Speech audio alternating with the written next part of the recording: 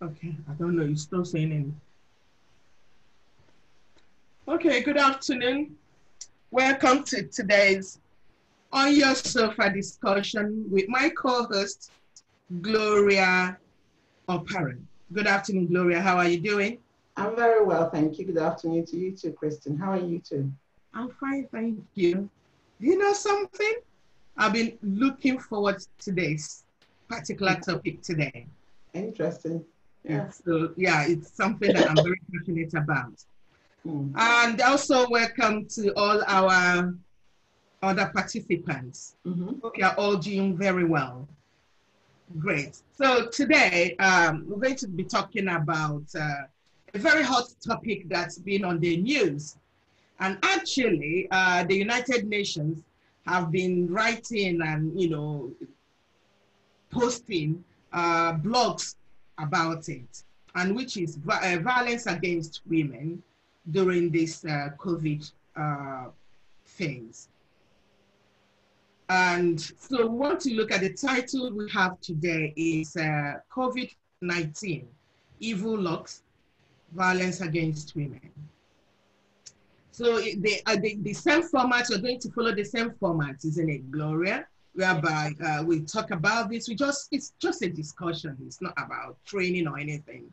It's real life discussion, and everybody brings their perspective about what they feel or what they think about the topic. So without much ado, let's look at what's happening. What's this violence? Why this time? You see, what's going on in the world? Globally, there's been a lockdown like we've never seen before. Uh-huh.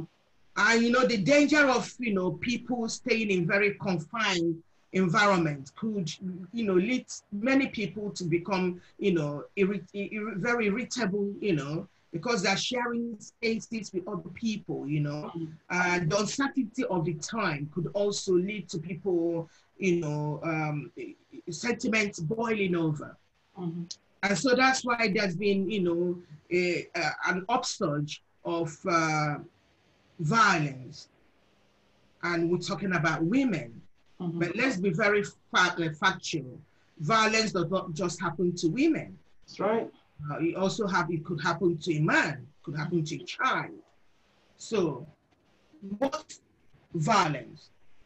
So the idea is, Gloria, do you want to bring your perspective about what's just a layman's, what do you think, what's violence anyway?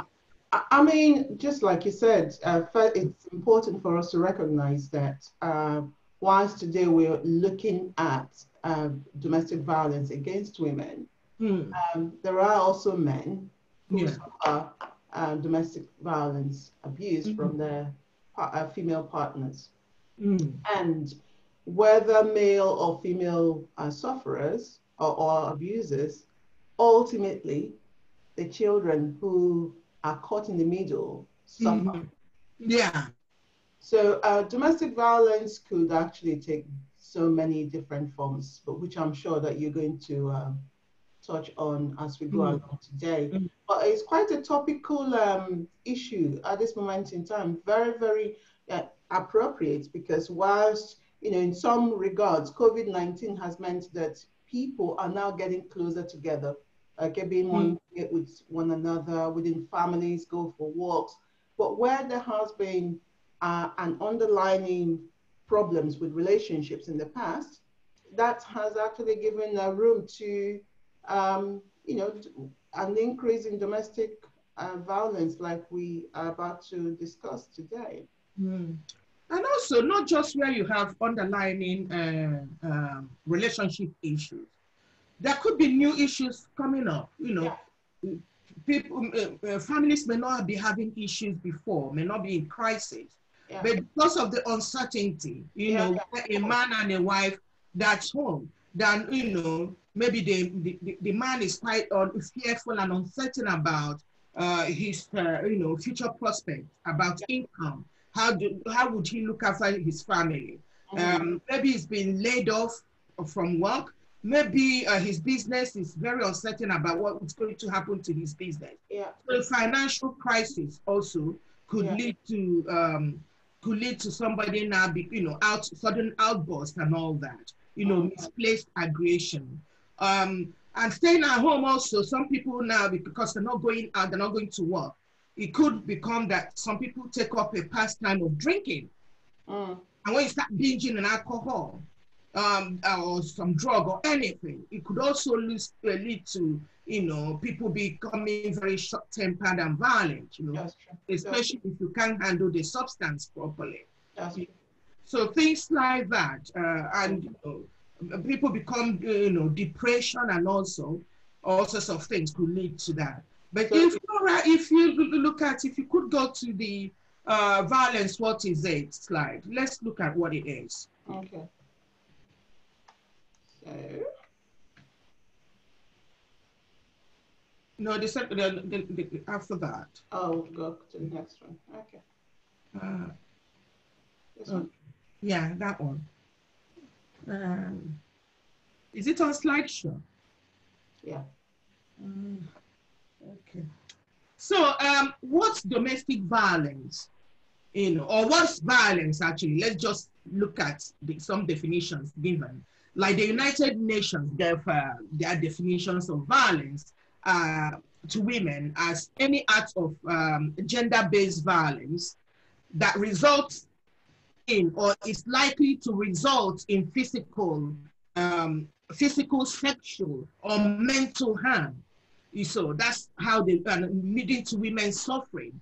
It's also not just you physically harm, violating somebody, but the threat of it also. People could say, oh, I didn't do anything, I was just talking. But the threat, or making threats also, it could be empty threats, but you've made threats. That also counts as violence. Yeah, according to the United Nations, Also, and another definitions that we have about domestic violence is that it means that when you target an individual or a group of people on the basis of their gender, on the basis of on their gender, to actually commit violence, either physical violence, either rape, sexualizing them, female genital mutilation, that's what they call female circumcision, forced marriage and burning. Also, it could include trafficking and sending, modern day slavery.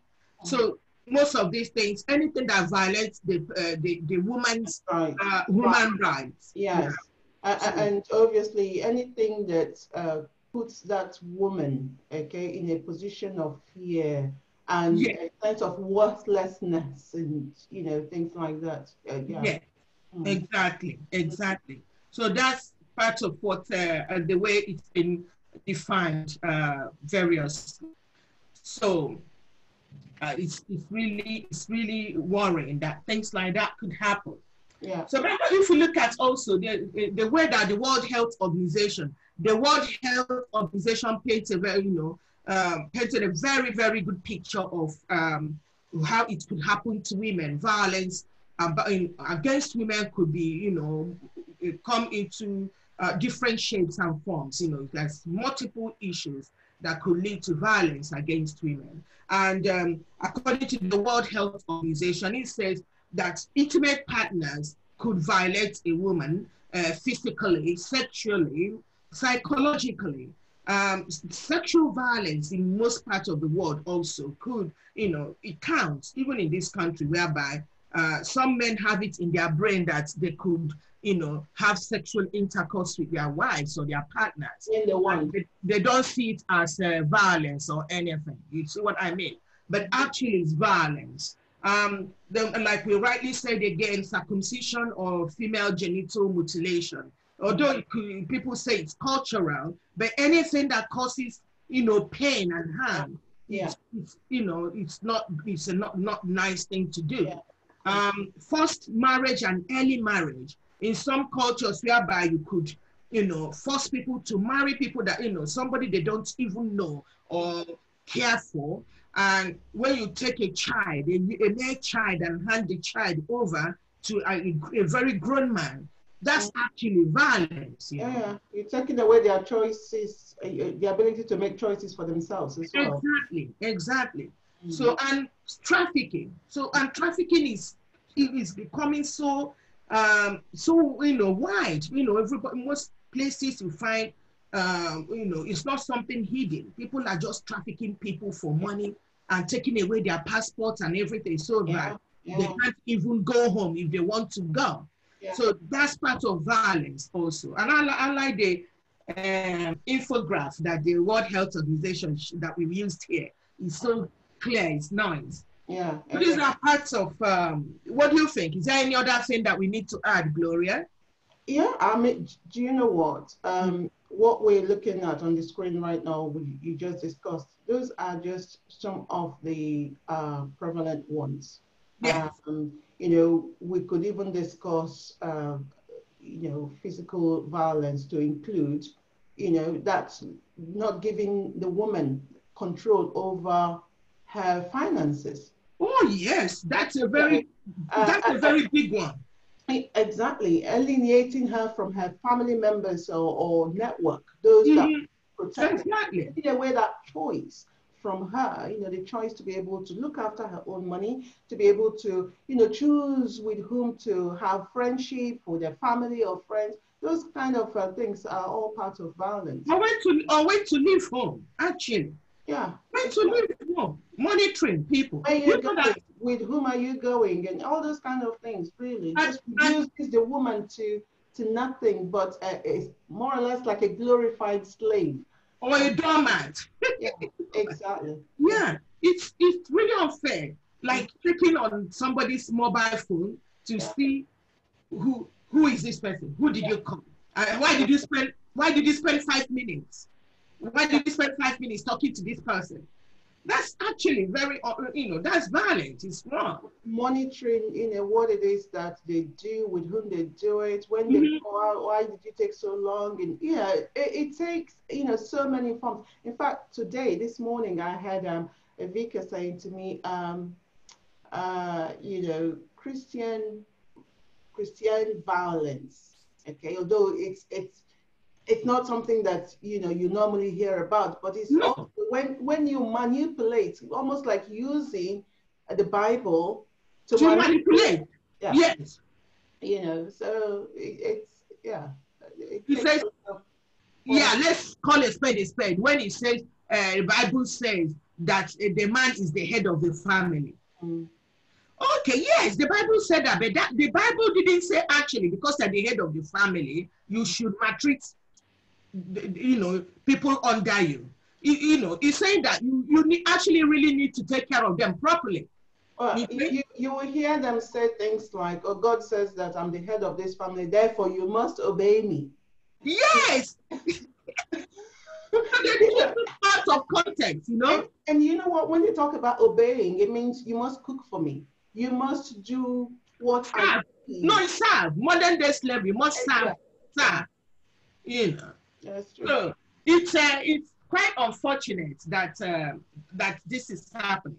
But let's look at the global spread of this violence against women.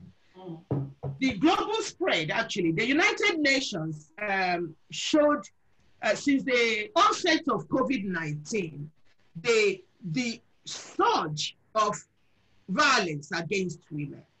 Could you believe that? That since this COVID-19, that violence globally has really, really increased. And the statistics we're having here is 243 million increase. That's a lot. That's a lot, isn't it? That's quite a lot. And, some countries, we could see that some countries actually get statistics of what's happening. Let's look, for instance, France reported 30% increase in domestic violence against women, and another country, who again? Cyprus and Singapore. Argentina, isn't it? Yeah, Argentina. Argentina reported 25% increase since Let me March. check here. When we're looking at statistics like this, Yeah, it highlights the fact that violence against women is not unique to any one culture or country. exactly, Yeah. yes. Because it's not something that people should racialize or something, Exactly. Yeah. And it's not also about class. It's not, yeah, it transcends class and ethnicity and whatever. Yes. Exactly. So it's not something, you cannot just put it in, pigeonhole it and say, oh, it's those people that are very violent and aggressive. Yeah. Or it's poor communities and or poor people are, Yeah. No, it's not like that. It's, across the board, It does. social categories. Exactly. Yeah. So it does cross across. So, but what interests me is that within this that we're looking, this global spread, we can't find any statistics for the United Kingdom. That doesn't mean it's not happening here, right? Yeah, that's what we're saying. But why, it's, other countries have actually evidence-based. Why are we not able to gather statistics? Yeah.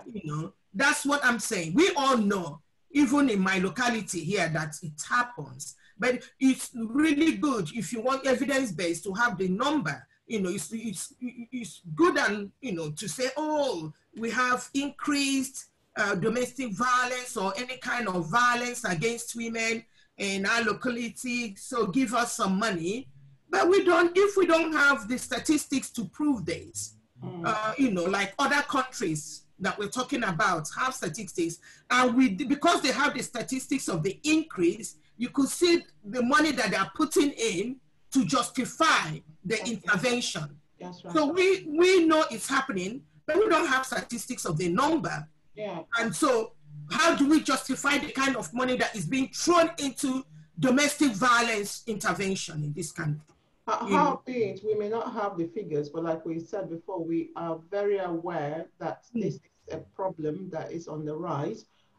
Even today alone, I read something on BBC News, and whilst I was looking at Boris Johnson's talk, yes, and by the side, there was the news about a toddler and a 3-year-old that were stabbed to death yesterday. Stabbed where? In Redbridge in London. In London? I thought that the COVID has stopped people stabbing and doing those kind of things.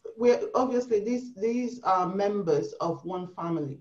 Okay, maybe they're fighting or something. Whatever it is, I think the dad or the man is in hospital.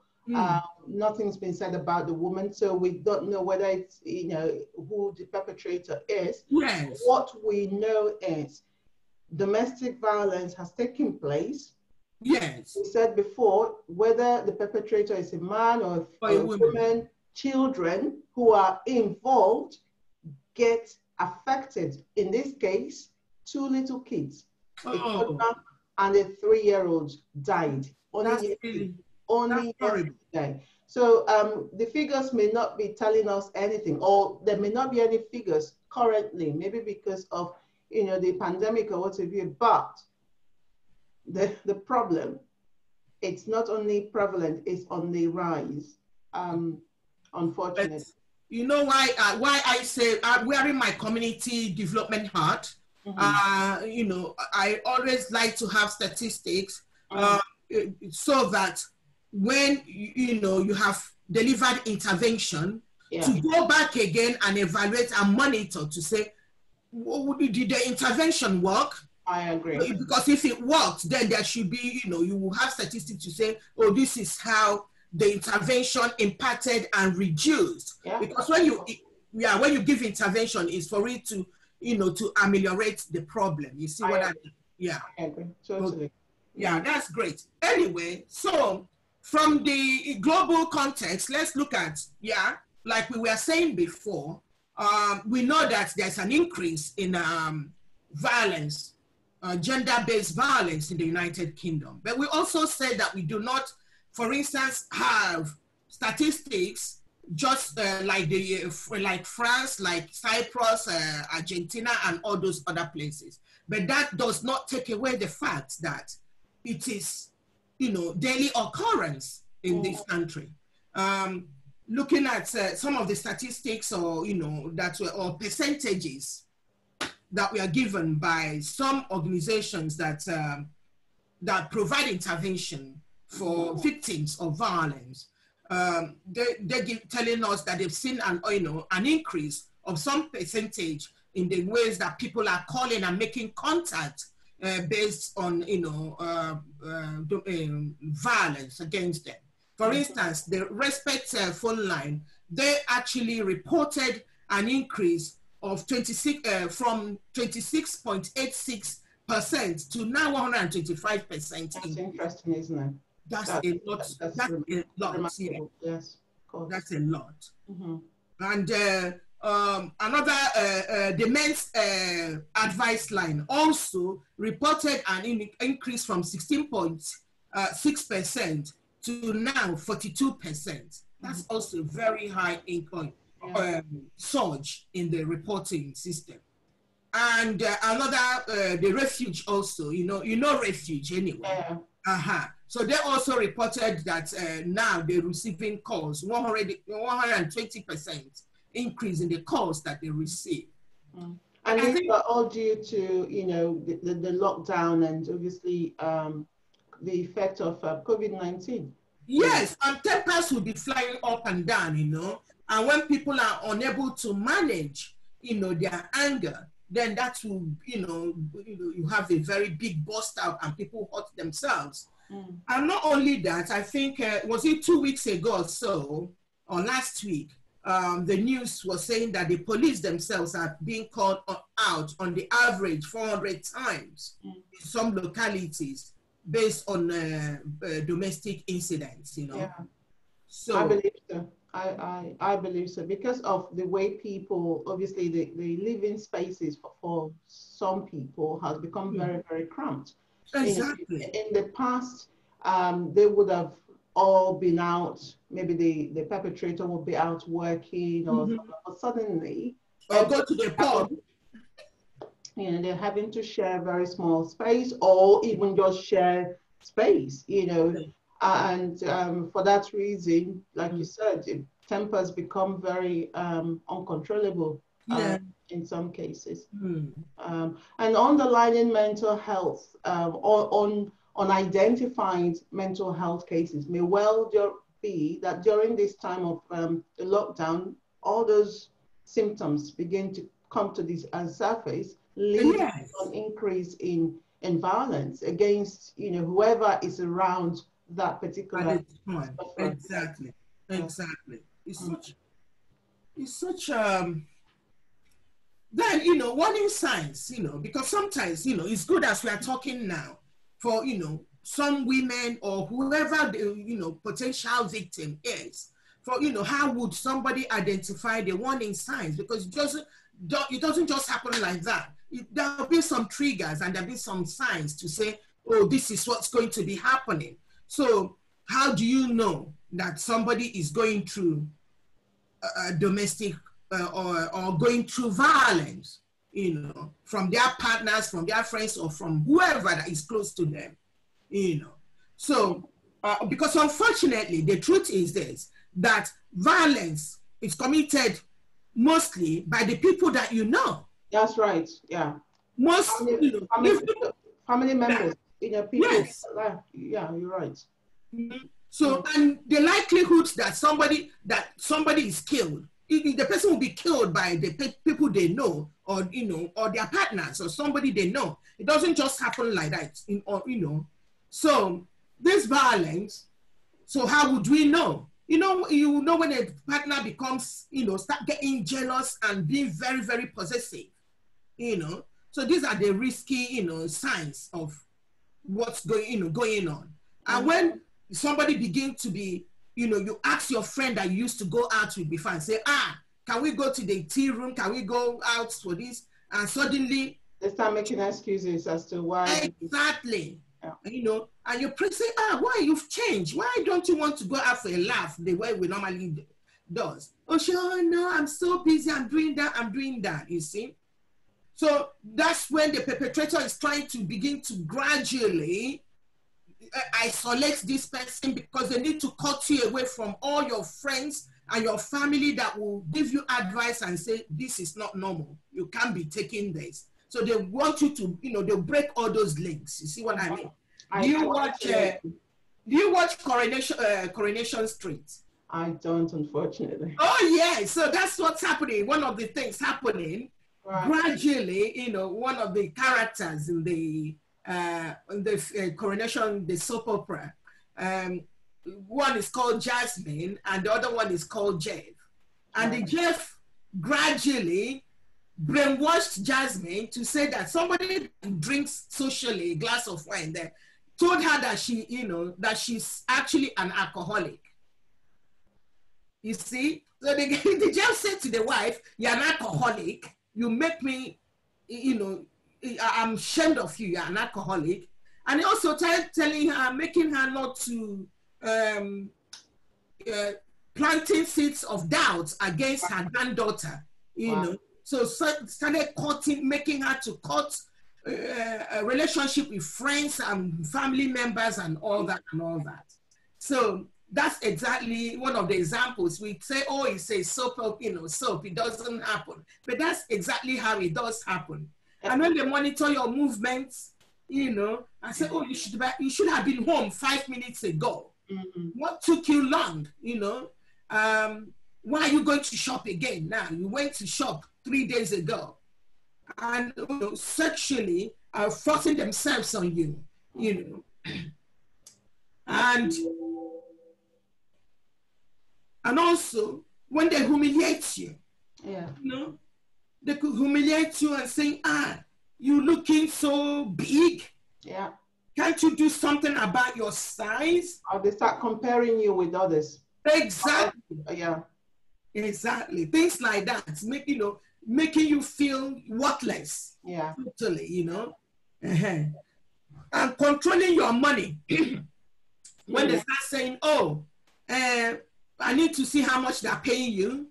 Can you bring this? You don't do that. You don't do that. And from there, they could actually now even take over your finances. Yeah.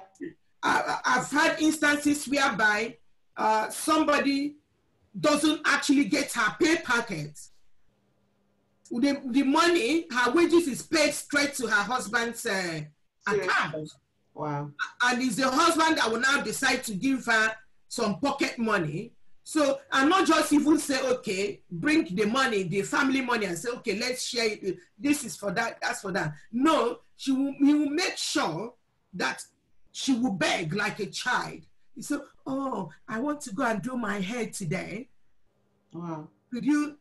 So, you know, I think the man derives the joy. Yeah, of course. Obligating like a child. Yeah, exactly. Yeah. So, things like that.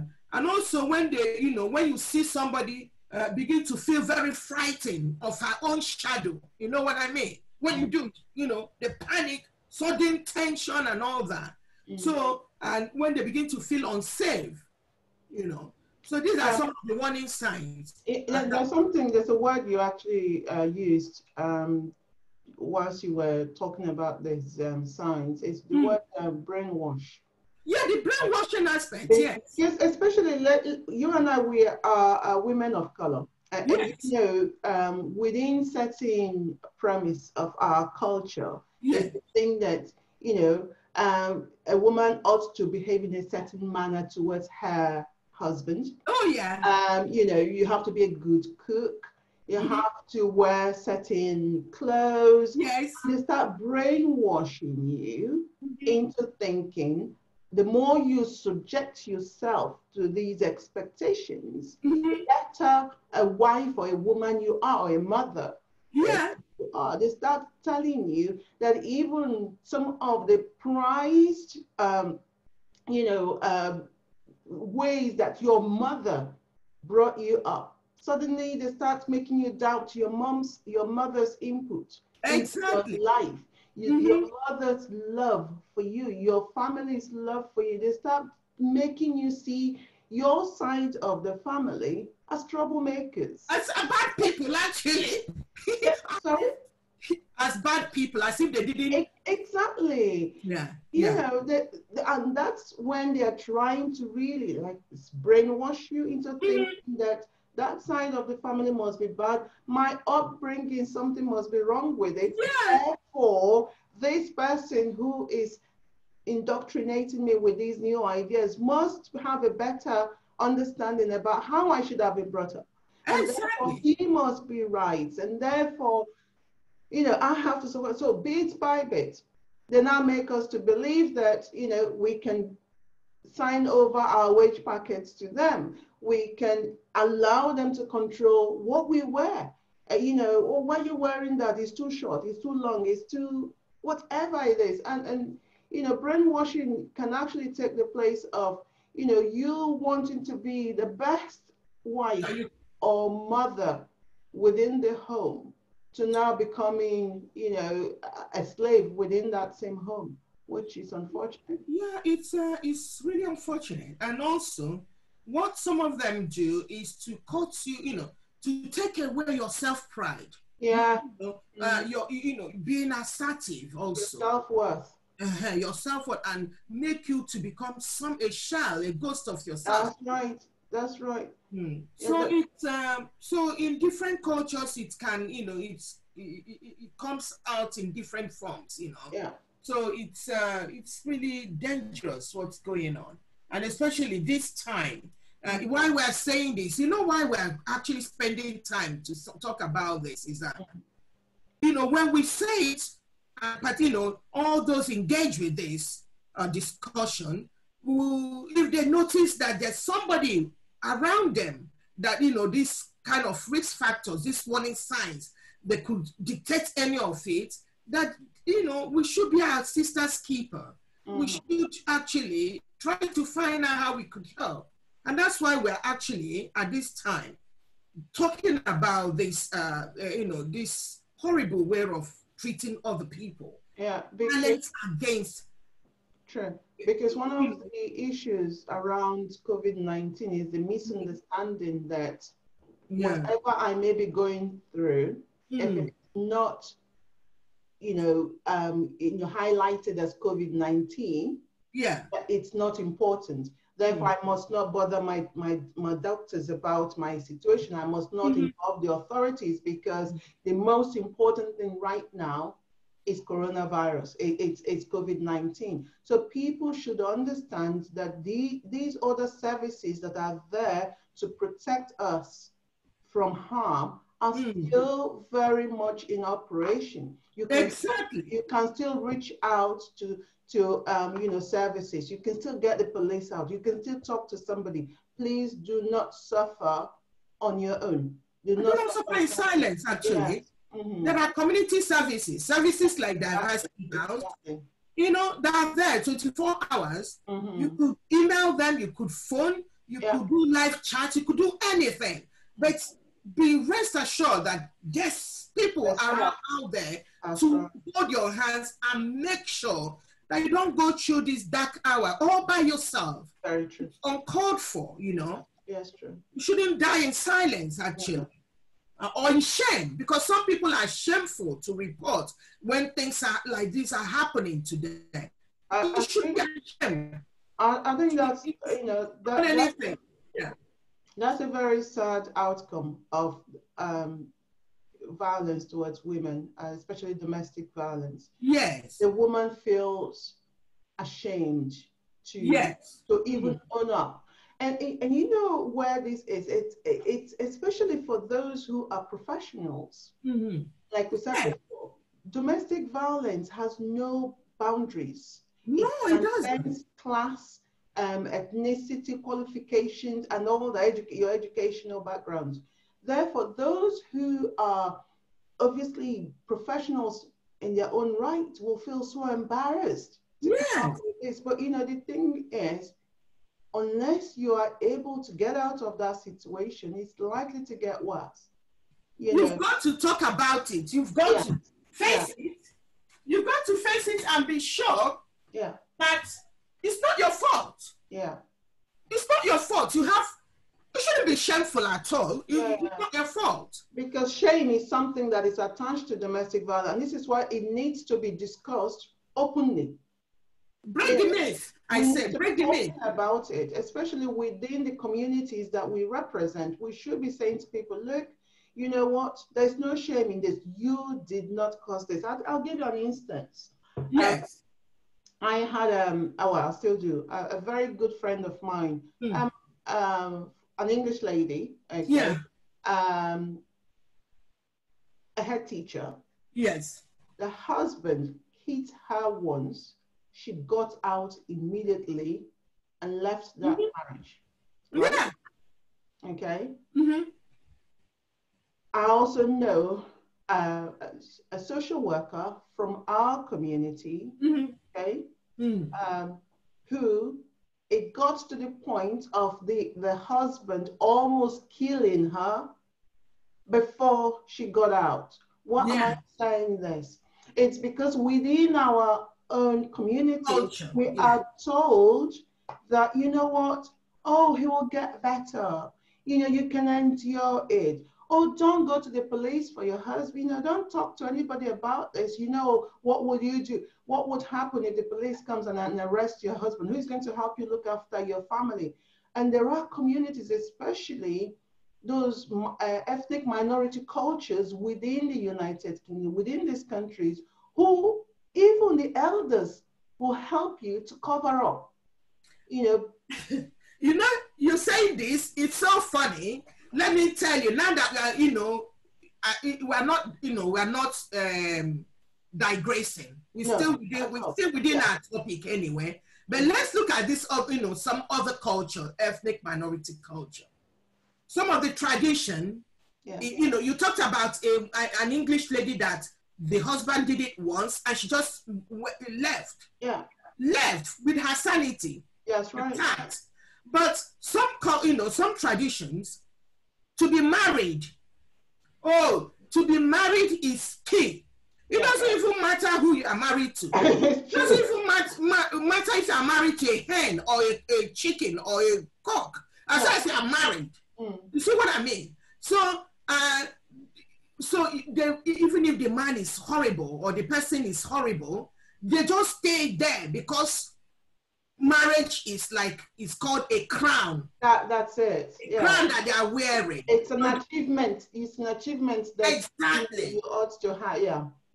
So if you are not married, they look down on you that you are not married. It's a taboo. So you endure. So they have to endure all sorts of horrible treatments from this person just to be answering Mrs. So-and-so person. Yeah. Okay? So that's one of the things. Then bring the religious aspect of faith. Oh yeah, of course.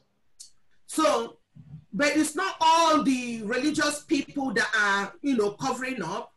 Some actually are teaching their congregation members not to do this, not involve in violence, and to actually seek for help if it happens. But some actually use the Bible to perpetrate or to cover up whatever is going on. Especially those within ethnic minorities. Exactly. Groups. Yeah. I must say that because the traditional churches, such as Anglican or Catholic, they will not condone. In fact, they have their safeguarding policies are very, very open.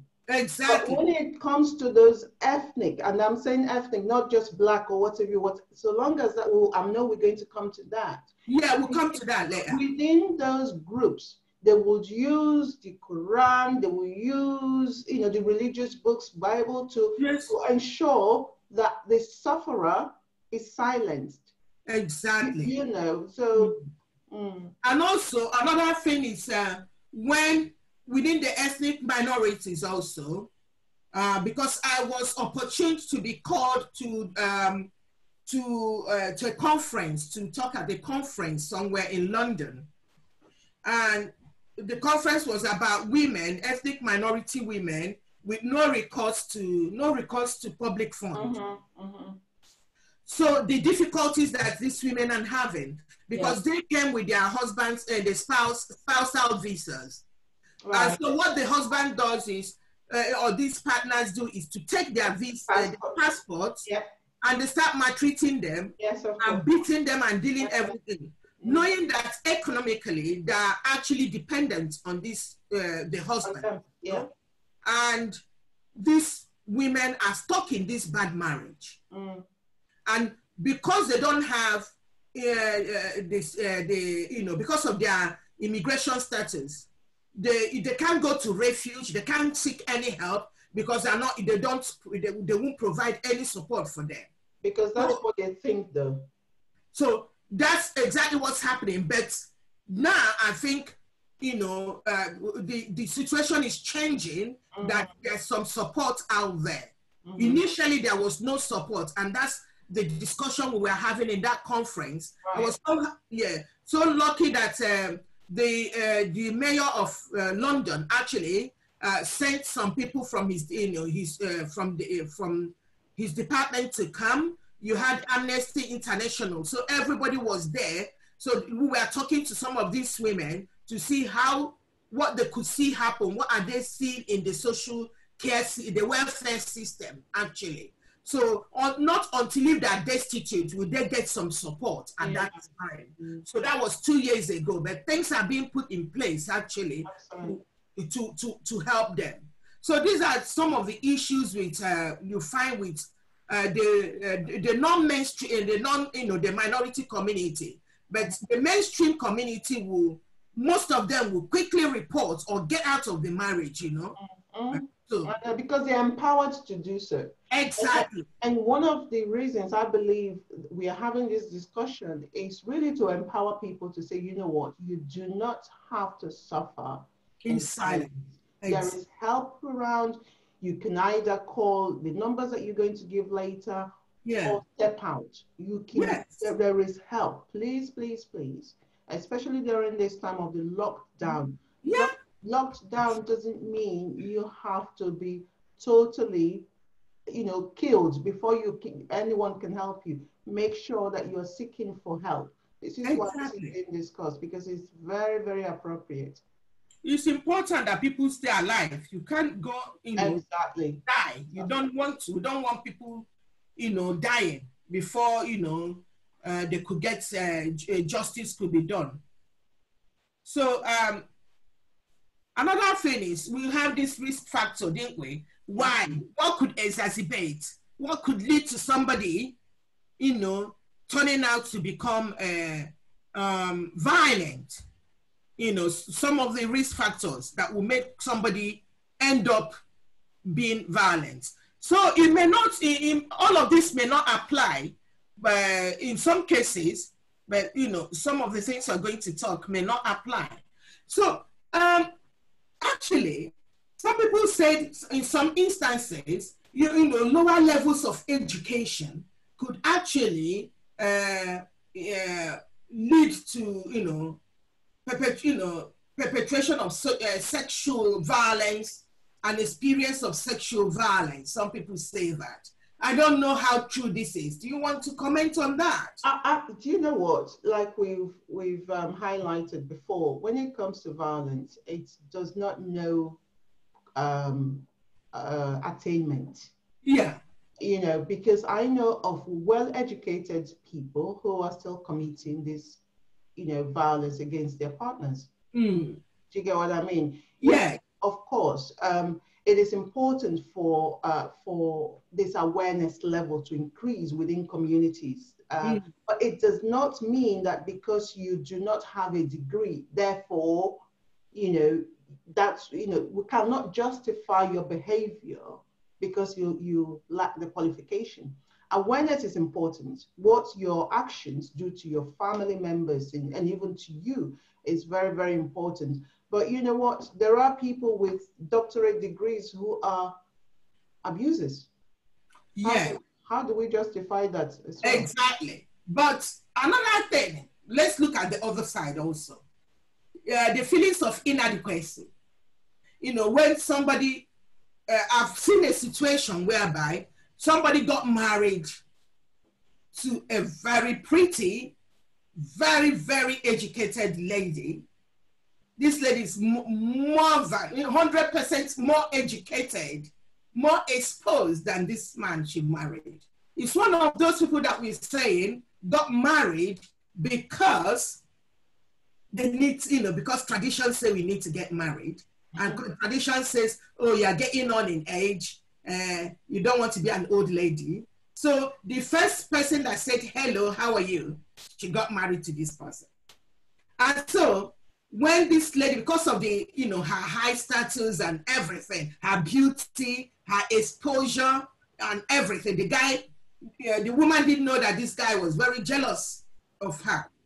And the way to pay her back is to sexually, you know, humiliate her. You know? Now, tell me about this person. Was he not educated at all? It's not up to the level of the, you know, you just say, you know, you say half a loaf, you know, will you say half a loaf is better than not? Well, No. you know, but he knows how to read and write. Yeah, he could read and write, of course. He has basic education. So yes, he does. We cannot call him an illiterate. The point I'm trying to make is, when we say that it's because someone is uneducated, we are trying to justify, you know, a very bad behavior in a way. So education has nothing to do with it. Yet there are so many factors: your upbringing, obviously what you know to be the norm within your family life and environments and things like that could well follow you till you are a PhD holder. Yes, of course. And then the same PhD holder being married to somebody who only had maybe a GCSE level qualification and still domestically abused them. Exactly. That's why we're saying these are risk factors. So there are multiple, it's not written in blood that that's what's going to happen. Exactly. Yeah. So, but you see, another aspect could be the history of exposure to child maltreatment and all that. But some people have grown from, you know, in an environment whereby there was a lot of violence, but they actually decided within themselves that, oh, I've seen the, you know, the problems or the dangers that could lead, and that when they grow up, or, you know, they will try not to replicate what, you know, that experience, you know. But the exposure, being exposed as a child to, you know, violence could actually later in life impact on the way the person's be, you know. It could go either way. So it could exactly be that they become perpetrators themselves. Exactly. Or they become the victims. The recipients, yeah. Exactly. So it says witnessing family violence, like we said, within the family could also, like you rightly said, make the person to think, oh, that's a good thing. That's a norm. That's how it should be. If it's a man, he say, oh, that's what men do. You know, that's to show that you're the man, you know. So you do that. And a woman will say, oh, yeah, I grew up, my mother was actually treated that way. She endured till and that's the way, that's what a good wife should do, is to endure. But I say today, that's wrong. Nobody deserves to be treated that way. And in some ways, that mother endured till she died young.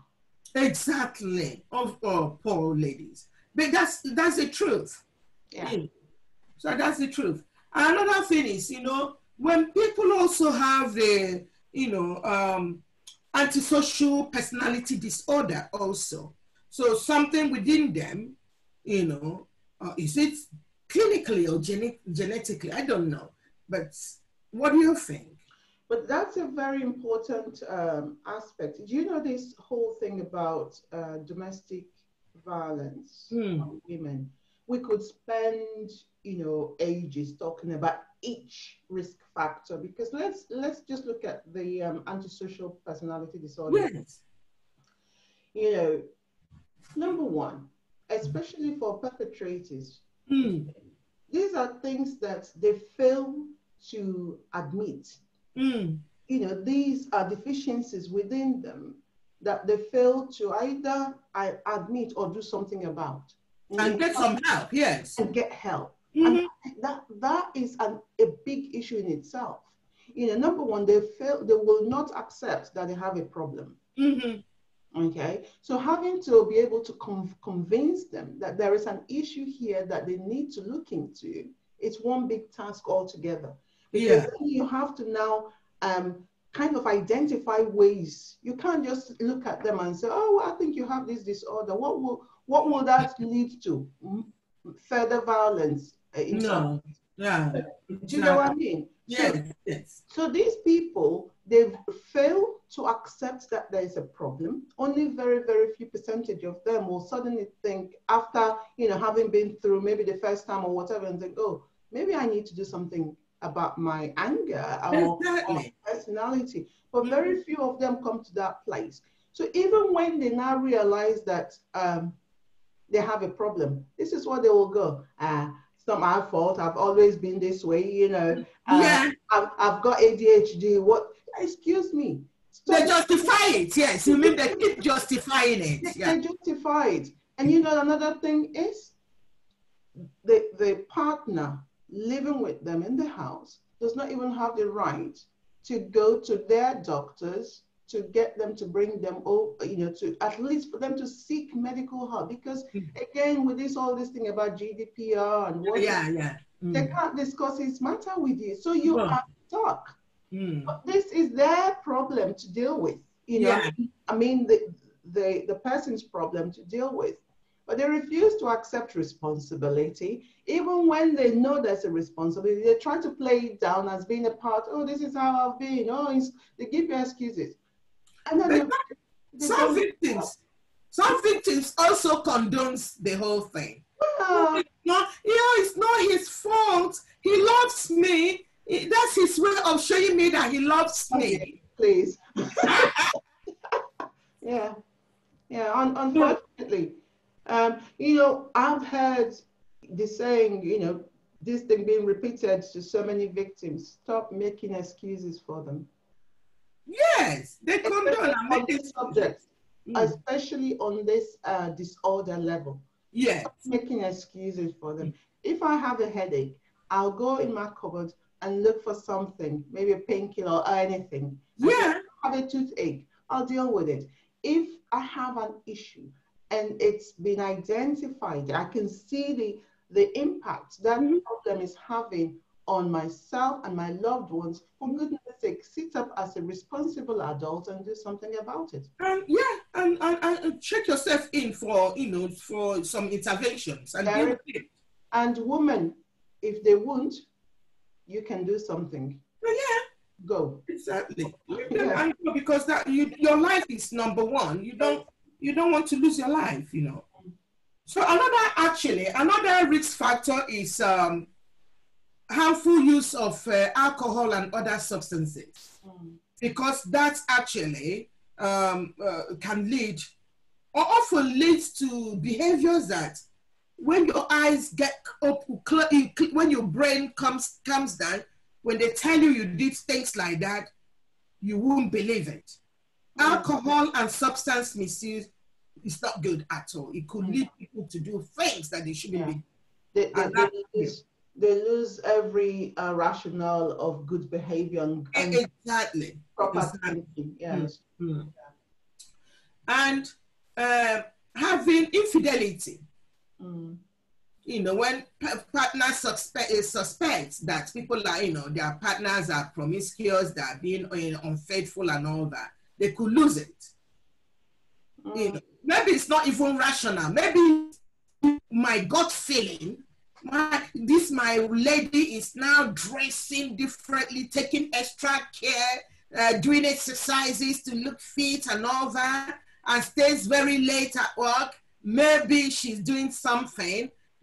And, or maybe she's having a new guy in her life or whatever. Even women do that. You know, some women actually attack their partners, saying, oh, where are you coming from today? You've gone out. So, irrational.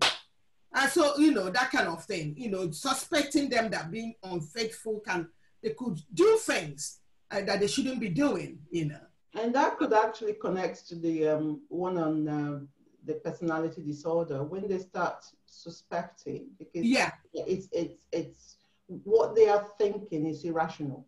Okay? Exactly. There is no fact to it, but they lose all rationality. So they start imagining things. And also the aspect of having multiple partners doesn't necessarily have to be on the part of the woman who is the victim. It could all be even on the part of the perpetrator, because now he has you know, access to different partners. Yes. He can compare. You know, he can, oh, you're not as good as Claire, and Claire, you know, those kind of things. It could also be an issue here. And maybe when he's wanting an escape route, yeah, so he prefers one partner now to the other, and he wants, and maybe he's been doing all sorts of things to, you know, denying the other one attention and all that, and for her to go away, and she's not buying into that. She's stubborn. She's still there. In order to now make her to get out, he becomes violent. You know what I mean? I say maybe that will be the last resort. I think a lot of the other topics a lot of the other points we've mentioned, haven't we? You know, attitudes that condemn violence and community norms and low levels of women's access to paid employment. That's a good one, because like you said, the conference you attended in London, where the men were having brought the women over, when now, you know, the women were dependent on them, both financially and for, you know, even shelter, and for that reason, taking advantage of the women. Exactly. So it's interesting, isn't it? Yeah.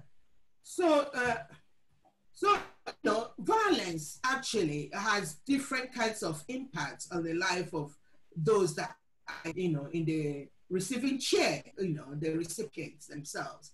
So, you know, it has different ways of, you know, impacting on people's life, physically, mentally, economically, socially, in every way. It does impact on people's life so much. If we look at the physical aspect of it, there are short and long-term impacts, you know, that it could have in the life of the woman or the person, the victim, you know. For instance, when in the initial thing, the short-term impacts will be that, you know, maybe they fought and, you know, the man has lashed out and beat and all that.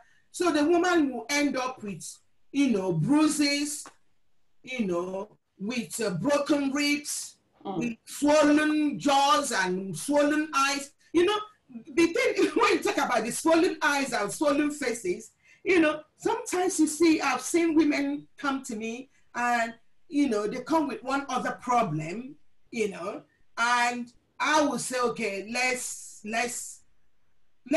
take a step back, please, my dear lady, okay? Could you tell me exactly why, what's happening to you? Why are you like this? Why have you got black eyes? Eh? Why the black eyes? Exactly. And the usual, oh, it's I was bathing little Johnny, and little Johnny did like that, and you know, things like that. You know, forget they're walking to on the door. You know, you know, mistakenly walk to the door. Yeah. That doesn't wash. I walked into the wall, or I walked into the No, it doesn't wash any longer. So they don't give that excuses any longer.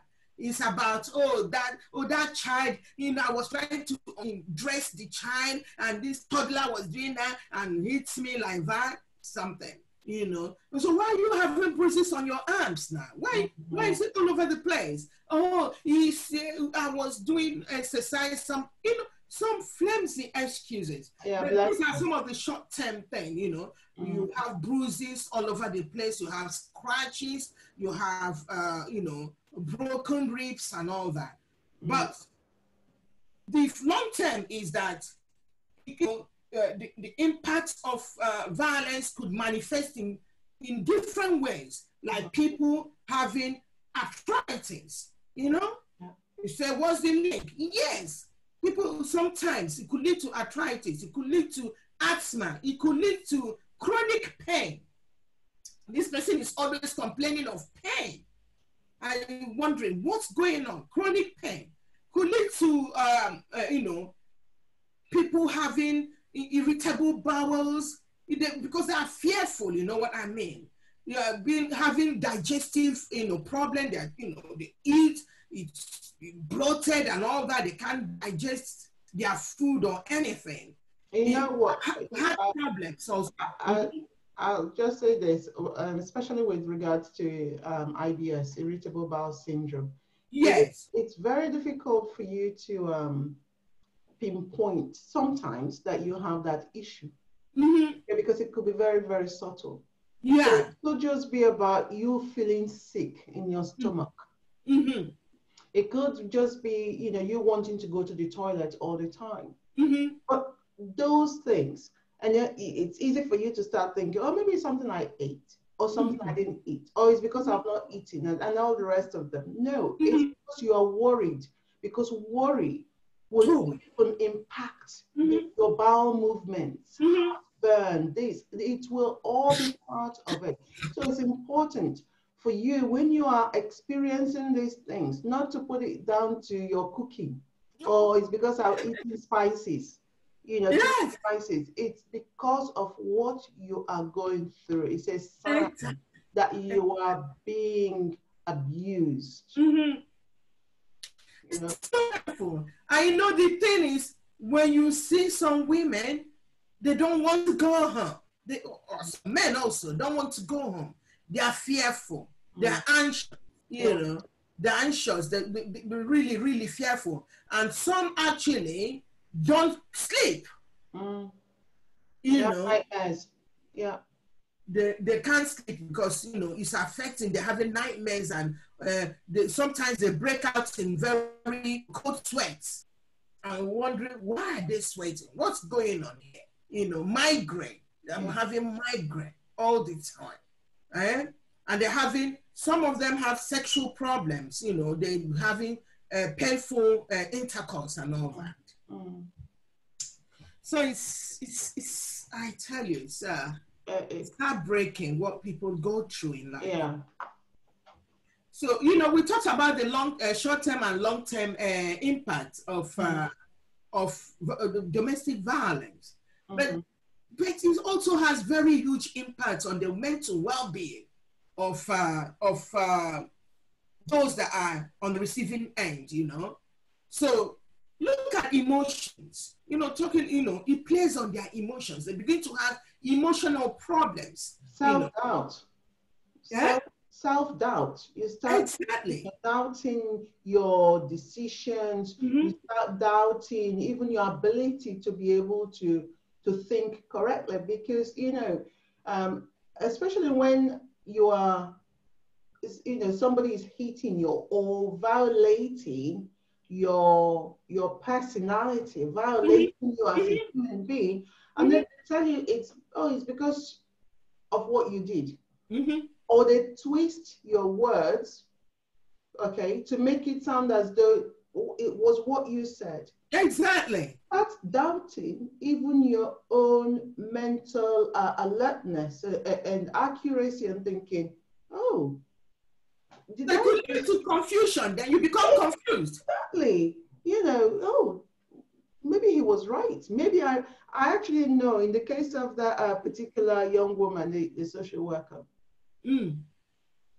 his story was that she smashed something and cut him.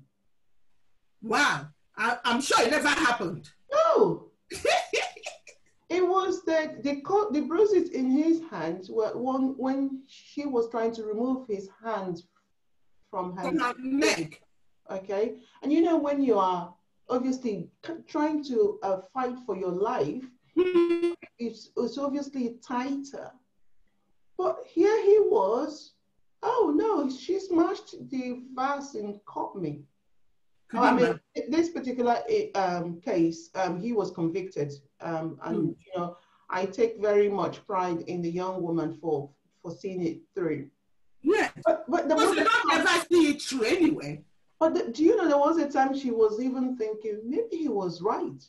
Maybe I did. I said, don't be silly. Because let me tell you, you know the case of the Coronation Street characters.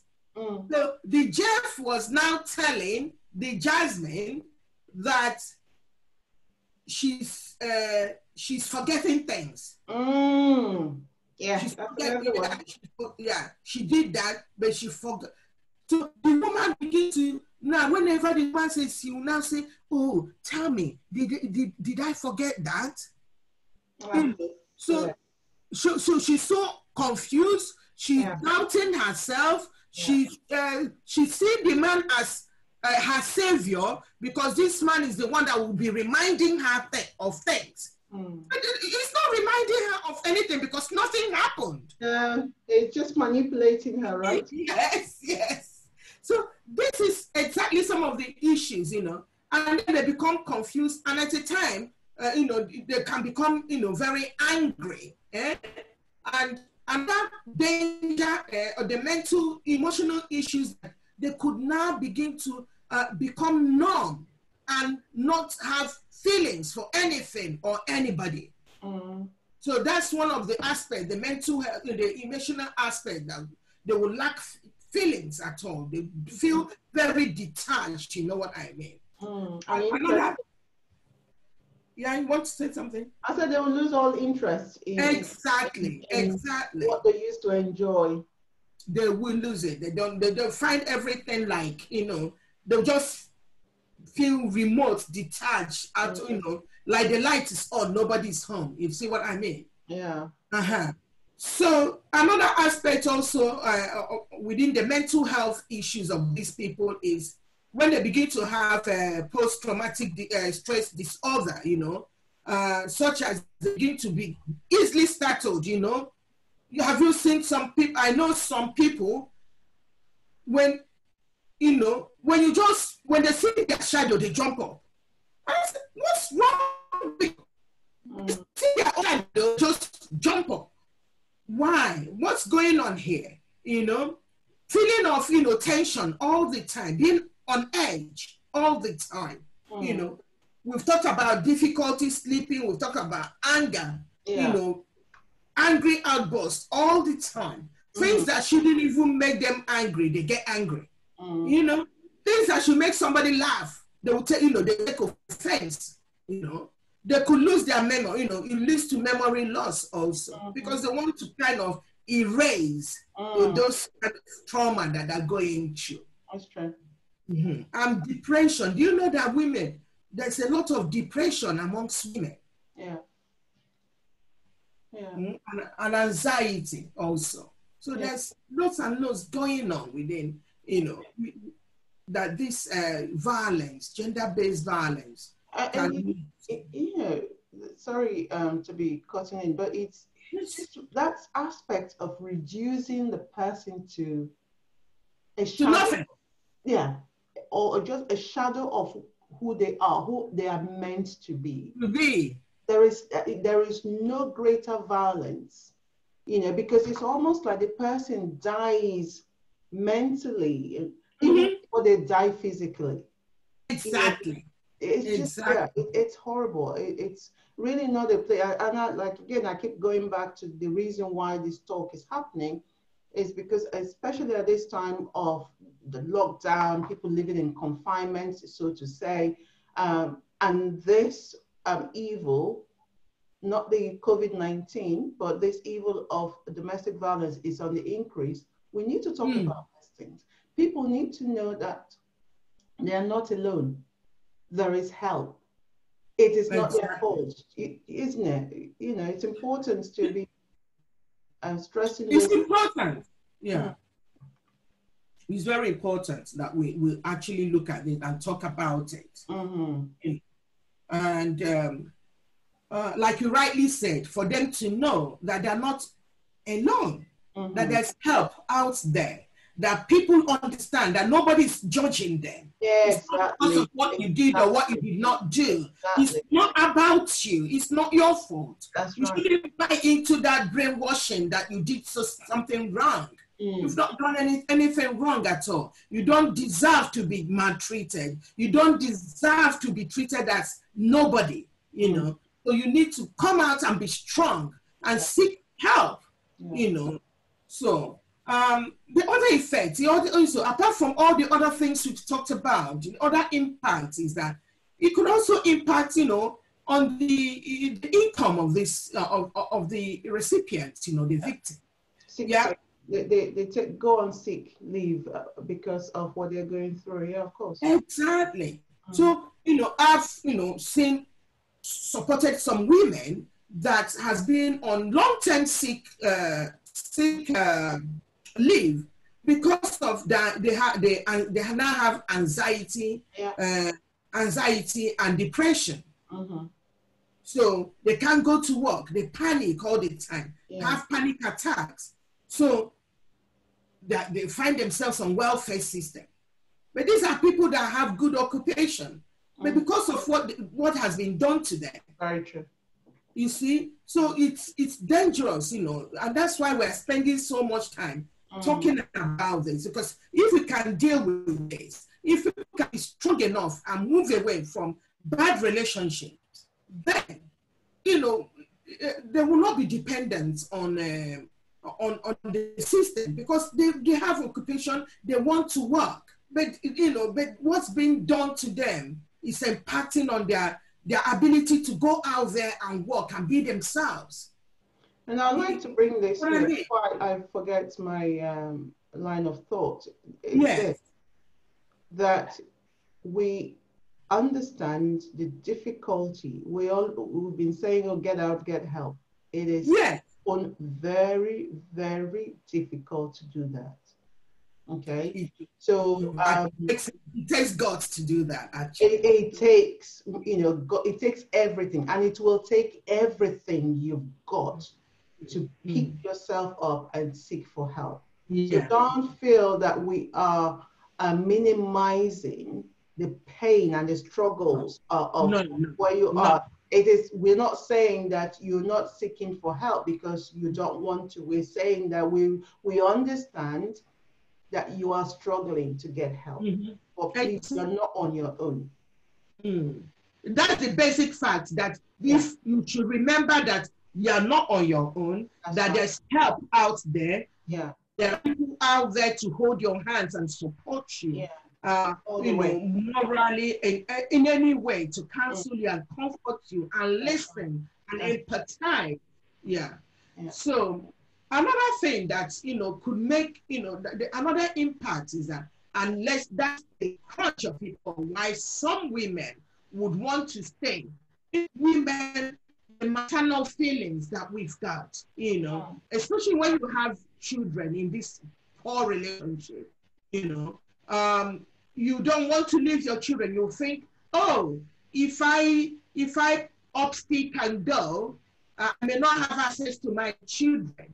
The issue of, you know, having custody, I think that's one of the things that the perpetrators of violence use. They use it like a wand against, you know, these women and wave it all over the place. You know, a woman don't want to be separated from her child or from her children. And thus we understand all that issue. And also finances. Financial dependency, especially during this time, where you know, you may well have lost your job, or you've been furloughed, and what have you, and there's maybe you're a business owner, you don't even know whether your business is going to survive COVID-19. So there is even a much more in quotes viable reason why you would think you don't want to leave. Because how am I going to find another house? How am I going to afford, things like that. Right. You know what? Those are the things that would chain you to a lifetime of violence if you don't get out now, because once they start, it's really difficult. It's very, very uncommon for perpetrators to stop unless something drastic, happens. Exactly. Exactly.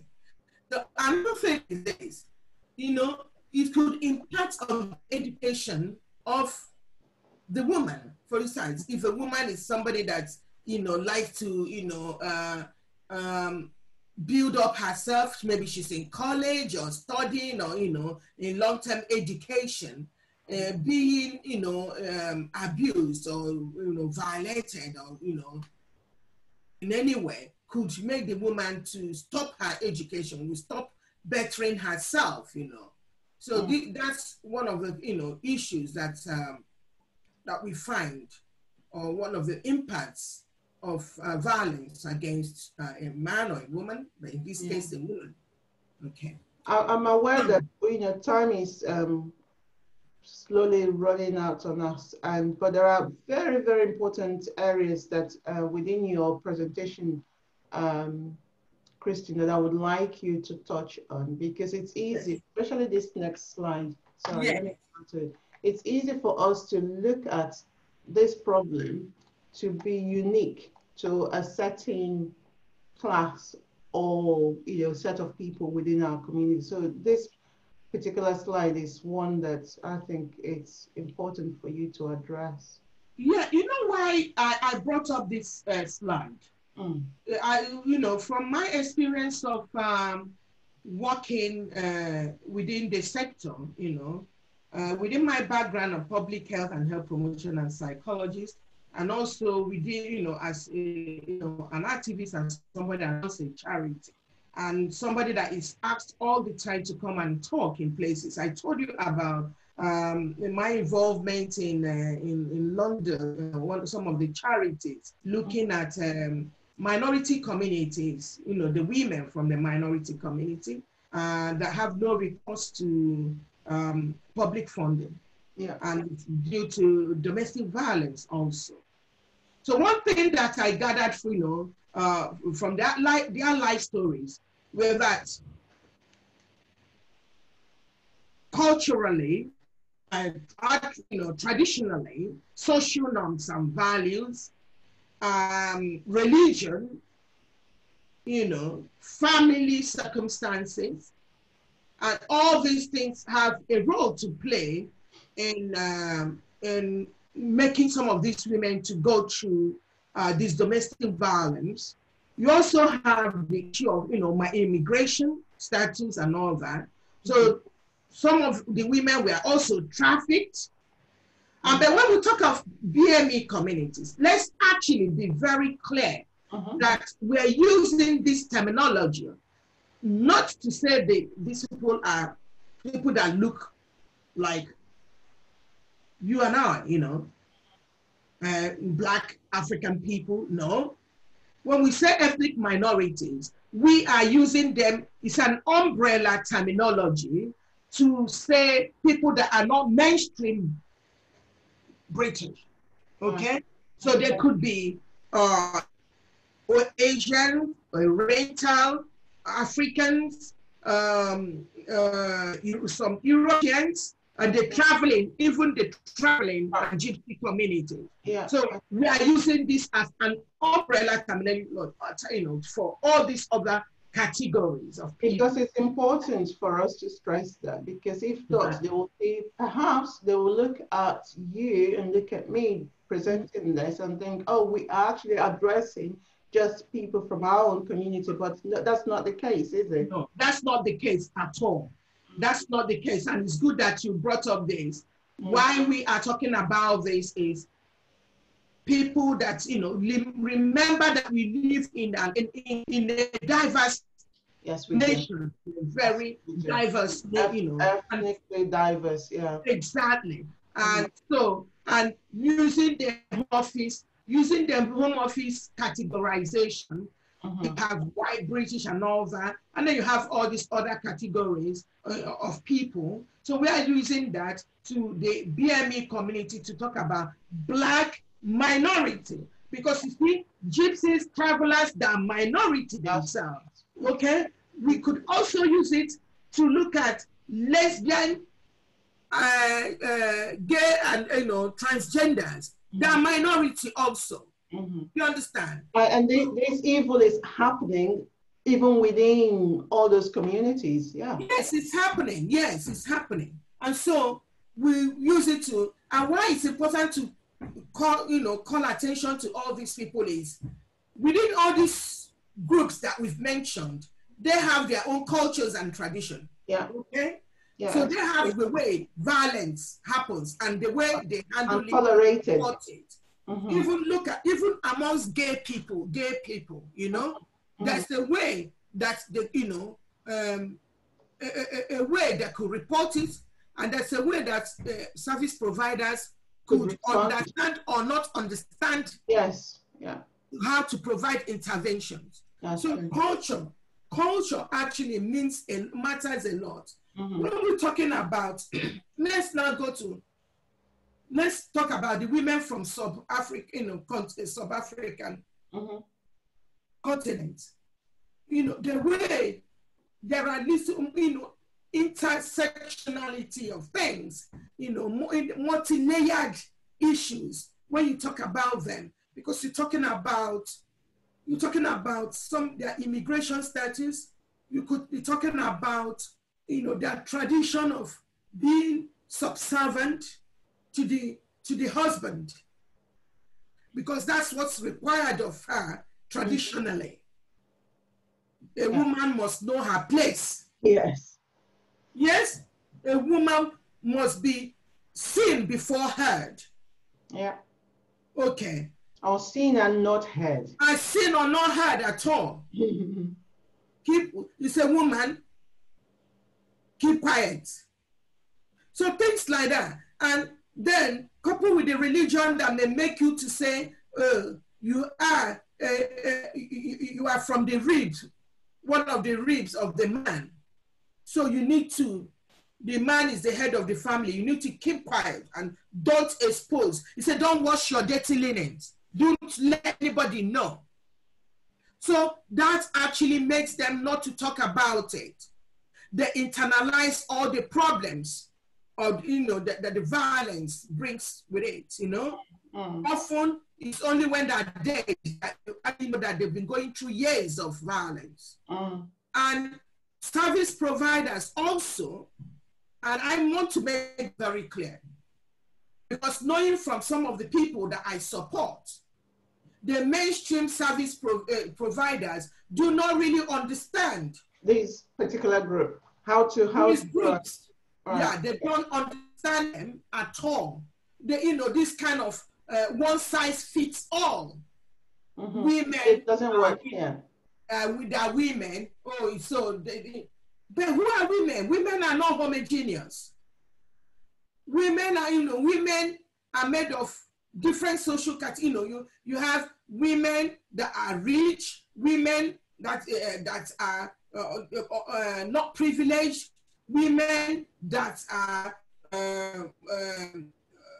from one race or the other, women that are of this age or that other age, women that are disabled or abled, all sorts of things that make up, what we call women, the womanness, So if we need to understand that what they do is they provide, a standardized service that does not take into account the multi-layered aspects of these people's life, meaning that services will not be good enough, or they are not meeting the requirements or the needs of these other people.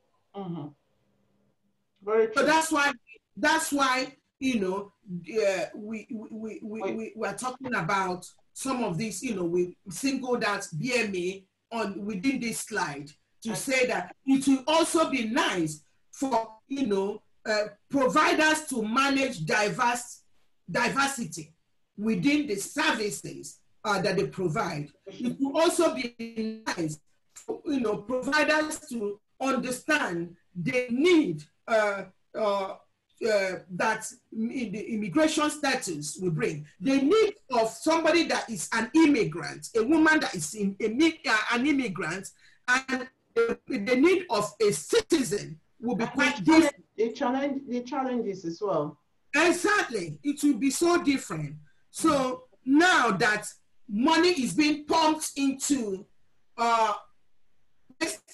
violence against women, I will pray and I will hope that those in receipt of this money for intervention, we try to have a very holistic way of providing support. And channeling to the right group, the appropriate level of support.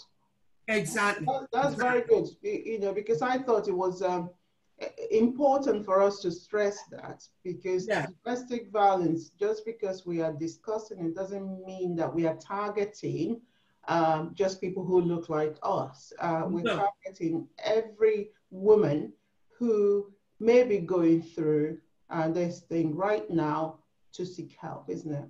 Exactly, exactly. And it's very good, Gloria, that you pointed out this. Because even though the name of our charity is Diversity House, which means that the ethos is to promote community integration, inclusion, and cohesion.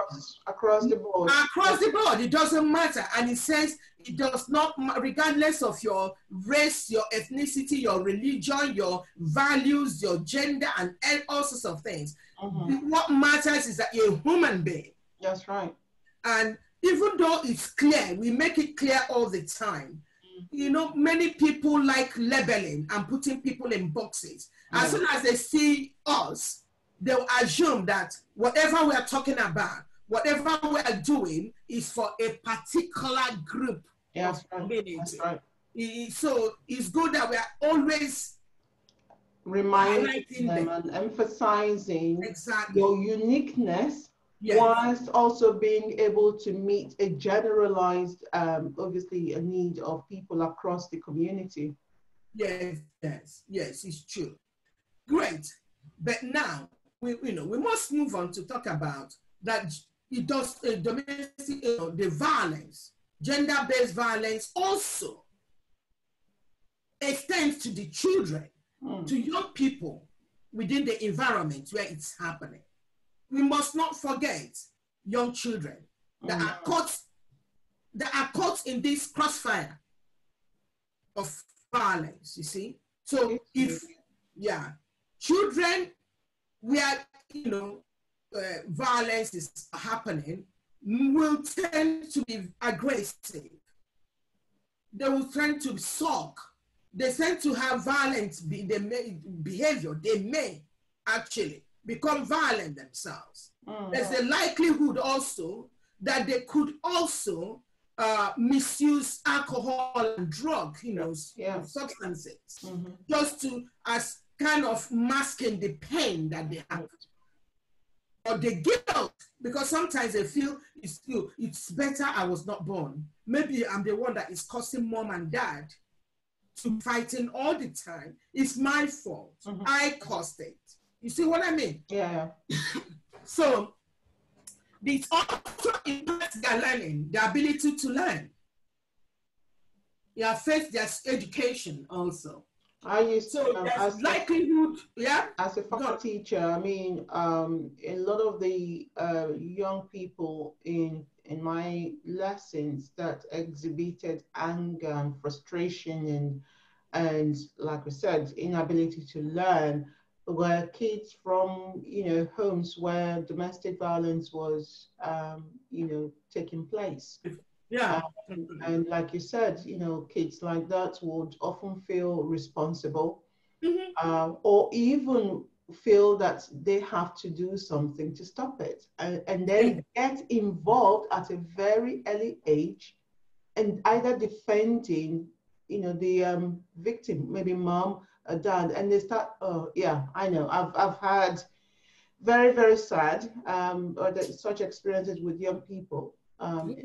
my former life as a school teacher. Yeah, it's so Painful. It's so painful to see that a child, an innocent child, will get caught up in things like that. Yeah. And also, talking about, they become very withdrawn and depressed, and become, unlike their own company, they don't like to associate with other people. And sometimes they're ashamed, they can't make friends, and they're ashamed because if they make friends, they may need to bring friends back home, and if they bring them home, it could be the time when the two adults will be fighting and scratching one another. You see what I mean? So it makes the child not to have friends. This child begin to play trance in school and not going to school and all that. They actually start picking pockets and stealing and all that. All sorts of bad behaviors antisocial behaviors could come out of that. So we need to also, if we don't love ourselves and we want to be, violent, let us think about the children that we have.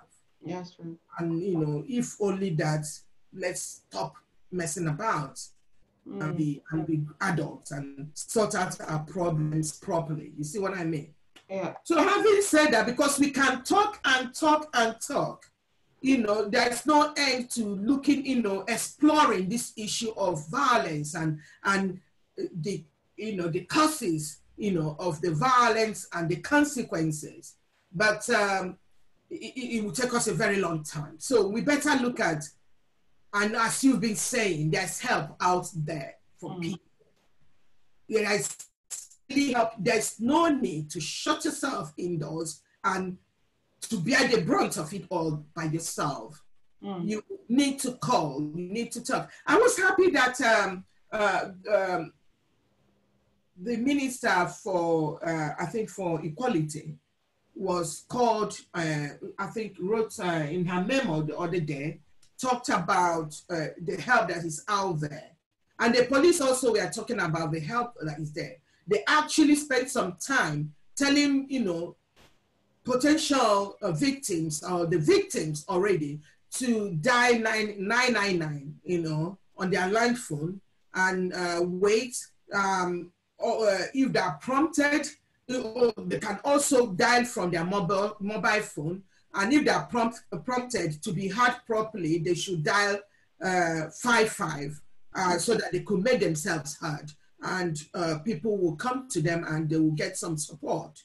But you also have national helpline, the National Domestic Abuse Helpline, which runs, is there 24 hours of the day. So if you dial the number, you get help.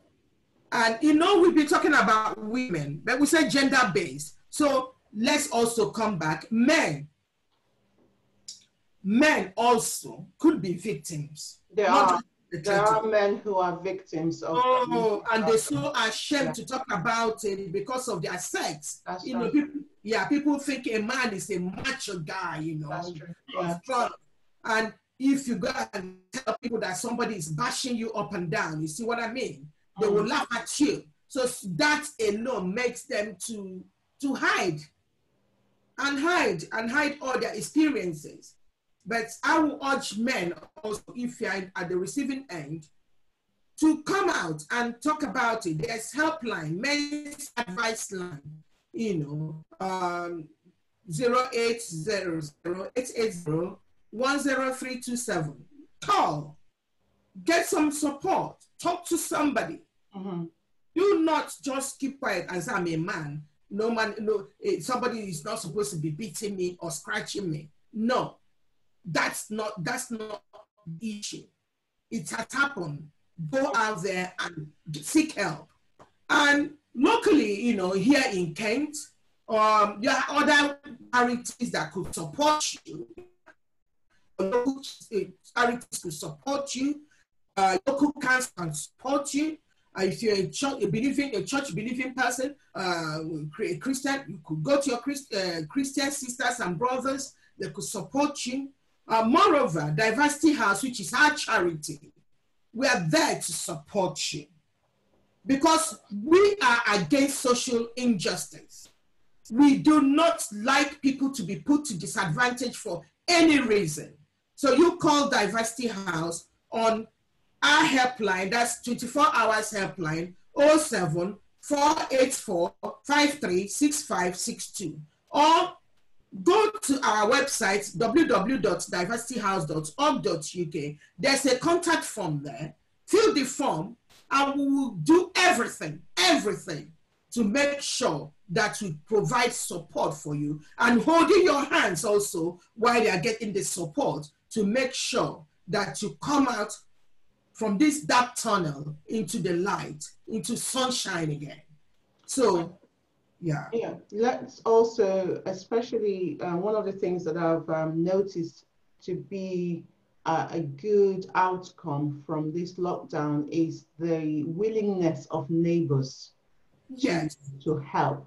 Yes. Don't forget, you can tap on your neighbor's door. Yes. Help.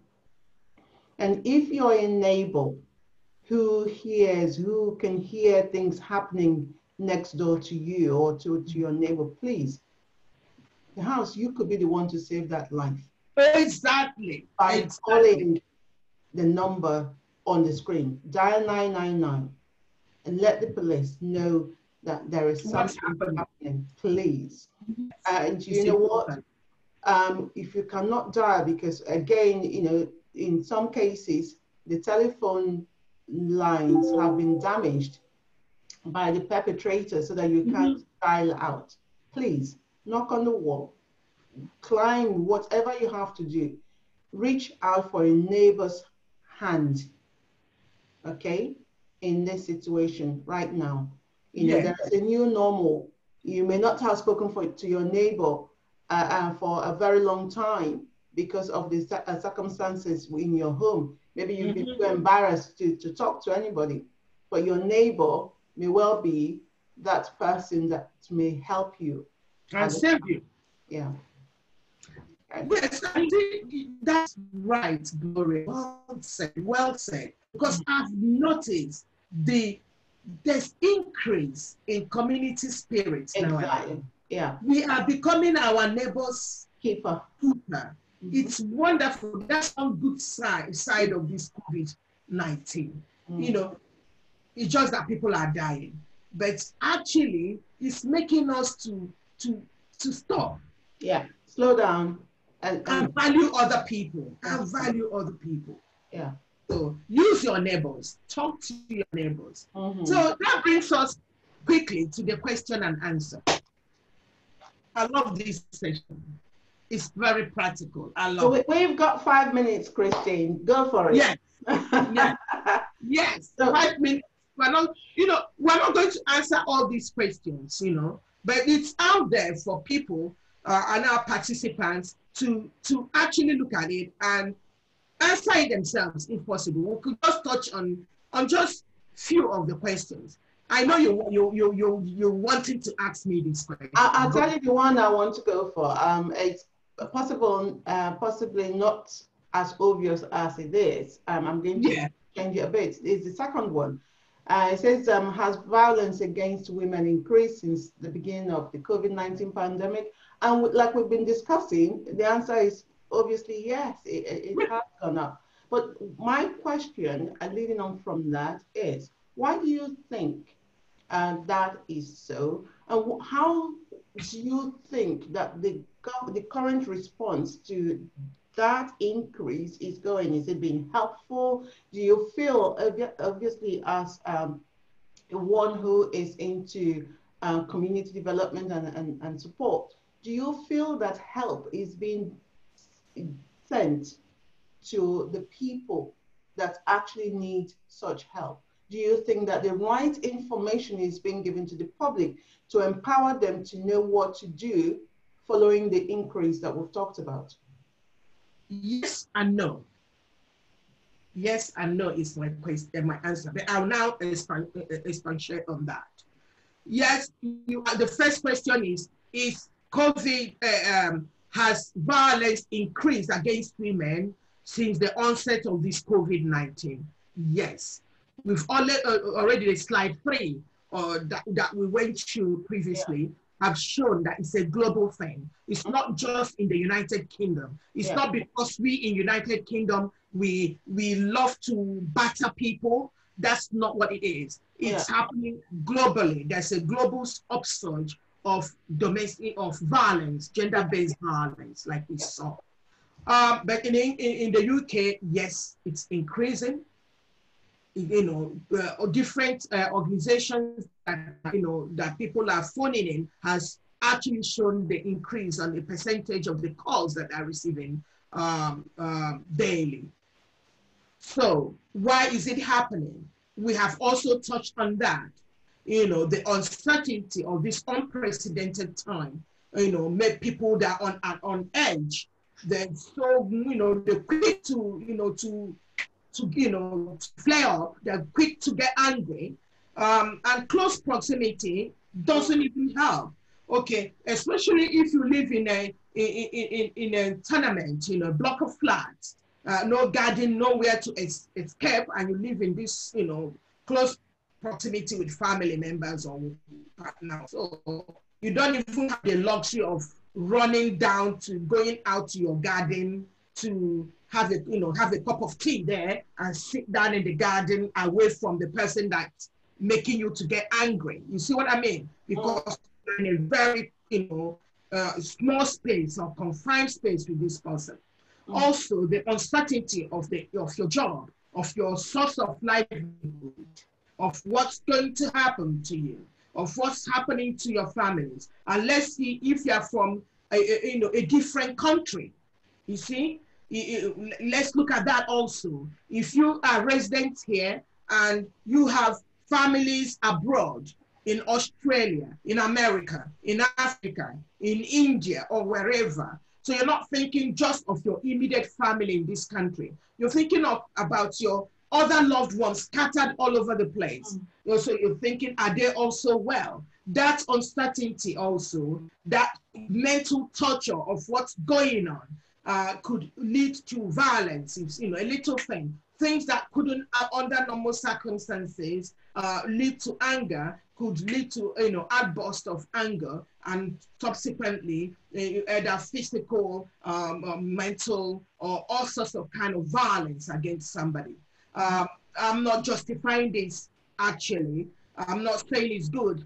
No, we're trying to obviously trace, the problem to, well, not the problem, but the increase. Yes, exactly. But we shouldn't just justify it because of that. Yeah. But it's happening anyway. But is that help out there? Yeah. And I said yes and no. Yes, the government has actually, the last week or last 2 weeks actually, there was additional funding that they made available for for organizations that provide support for those who are going through, the aftermath of violence, And there was also support or funding, additional funding for mental health organizations also. Right. Yeah, so the government are, putting money in there. But you remember the slide that we talked about, those from the BME community. Okay. Even without COVID-19, support to these people have not been culturally proficient. Right. Because there's always been this one size fits all and colorblind kind of support that doesn't fit or meet the needs of these people. So women are seen as just homogeneous and feel that, they will come forward and report. We know they will. Some communities, you need leg work. You also need to build rapport. You need to have the cultural knowledge of how they will exhibit their pain, their fears, their problems. Some of them may not even talk to you because how would you know? Yeah. Some of them will also be fearful that you're going to report them to authorities. That's Let me tell you the crucial one. The crucial one is the one that they will say you're going to take away their children from them. Mm-hmm. I've been an advocate for over 13 years. And I've been advocate with some of these women whereby they stay in because of the fear that if the authorities here, social services is going to come and take their children away. Right. So they stay in there. And the social services are not making it easy for these women also. Because when they come in, you know, cultural communication, you know, communication, that's, you know, language has, you know, it's a cultural thing. You know, each culture, the way they communicate. That's true. You see what I mean? Yeah. And so when these practitioners are communicating, they're actually, there's cultural miscommunication going on somewhere. And what the other people are seeing is this provider or practitioner that is blaming me already. Or that doesn't understand what I'm going through. Exactly. And the complex relationships that I belong to currently. Yeah. Exactly. Exactly. And also, some practitioners, I've been to a court with somebody. I've been to a court to support a lady because even the school where the lady's child is going is supporting the man. Is supporting the man that is the perpetrator of warfare. It's blaming the woman that's been looking after the child for years without the support from this man, without financial support or any support at all. This school, the woman's child school, is now supporting the man that's been battering and messing about with this woman. Because of lack of understanding, right? Exactly. And we are blaming this woman. And so when things like that happen, this woman obviously will go to other people from the same culture that are going through the same trauma and say, oh, no, this is how they behave. Remember, we communicate, we don't read leaflets, we normally communicate verbally. Our information snowballs into the community. So this woman goes to this person and says, this is how they treated me. Don't go to them. You see, we are not those people that read flyers or translate flyers. No, we talk within our communities. That's right. And so shy away from services. So they see these services as not good enough or not meant for them. And so if they're giving money, and also giving money to all these big charities that don't actually understand these people. And that's what's happening. Many ethnic minorities are not reporting and will not actually benefit from the money that is provided for the intervention. And that's part of why we're saying this, that they need to also check their practice. Yeah. And also to, we're trying to reach out to the groups that may well be on the peripheral, those that seem to have been left out. Yes. You know what, there is help. It's called the helpline. I'm going through the questions very quickly because our time is up. Yes. And obviously, if you're worried about anybody, friend or neighbor, please, you be the bigger person, get in touch with services on behalf of those people. You can actually report a crime like that anonymously. You don't have to give your name, or you can ask that the police, for example, should not make you known to your neighbors. And obviously, we've talked about those who are most vulnerable, those who are dependent on their husbands or vice versa. And especially at this time, we should care because, as I said during the beginning of this presentation, 2 children, one a toddler, the other 3-year-old boy, three, I'm not sure whether it's a boy or girl, but I know the toddler is a girl. They just died yesterday from domestic abuse. So thank you all. Thank you, Christine. It's been super enjoyable. Yeah. So what is happening?